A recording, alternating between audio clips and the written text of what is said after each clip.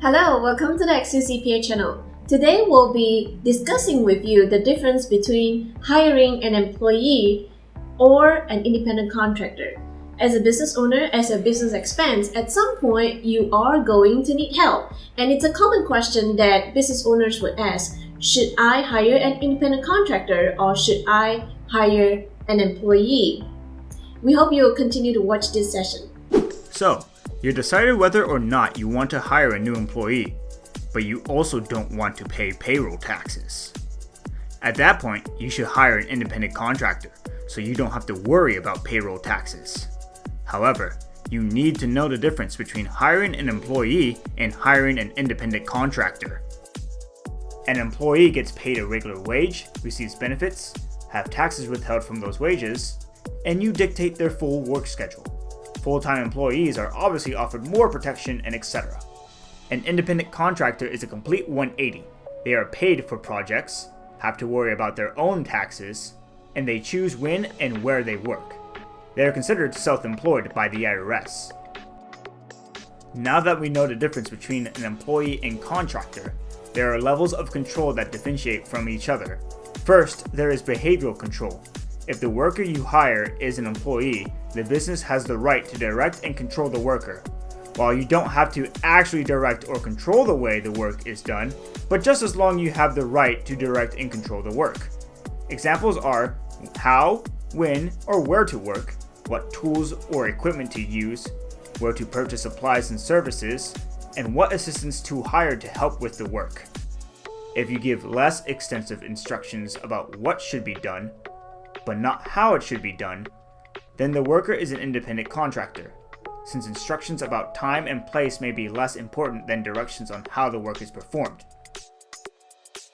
If you're working from home, or you have employee working from home, should they be treated as contractor or employee? So I do want to recommend that you also refer to publication 1779 because it actually does specify, and give you more details and information on determination of whether, your employee should be employee or contractor. But the short answer to this question is that the capacity of an employee and contractor is actually vastly different. For example, if you're an employee, you have actually certain time that you have to work, for your job.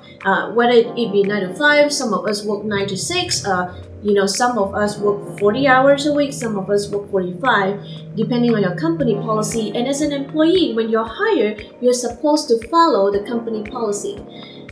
As an independent contractor, you have a lot more freedom. You're probably on project basis or hourly basis. What that means is that if you have a project, you have some work to do, and there might be some days or weeks that you may not have a project, therefore you do not have to follow the regular 40 hours. Next, there is financial control, whether there is a right to direct or control the business part of the work. For example, if the worker has a significant investment in the work, they may be an independent contractor. However, just because there is a significant investment doesn't mean they are an independent contractor.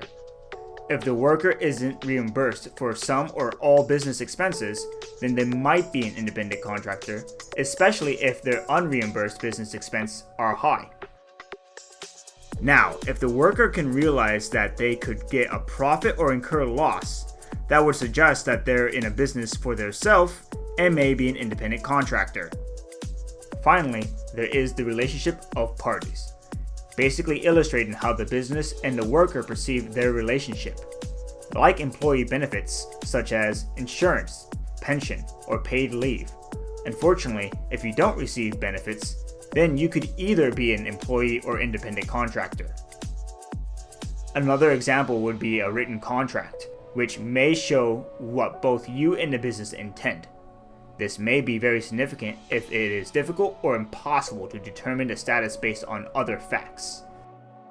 So those of you who are business owners out there, just to make it very clear, please understand that as an employer, it's not like you have the right to decide whether I want to bring this person as independent contractor or employee, because you do actually have to think about the way you work with them, the capacity, and are you hiring them in the capacity of a contractor, or are you hiring them in the capacity of an employee? So when hiring an employee, of course you would have to consider payroll taxes like FICA and FUTA. So what other obligations do you have in terms of filing payroll reports?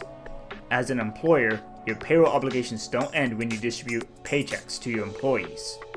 You would have to file reports to the federal government, and your state will most likely be interested as well. Always remember that filing payroll tax reports late can result into fines or penalties. So make sure you're familiar with the different returns when they are due. We won't cover these forms into full detail today. We will eventually cover them in a future video. So thank you for watching this video. I hope that this gives you some clarification of the difference between an employee and a contractor. If you need any help, you can actually ask your questions down here, or you can even go to our website www.xucpahouston.com and then just click and then ask your question. We have a live chat, and also if you would like to reach out to me, please call me at 832-295-3353 and we would love to help. As usual, if you like this video, please click like, share, subscribe, and we will really appreciate it. Thank you so much. See you next time. Bye bye.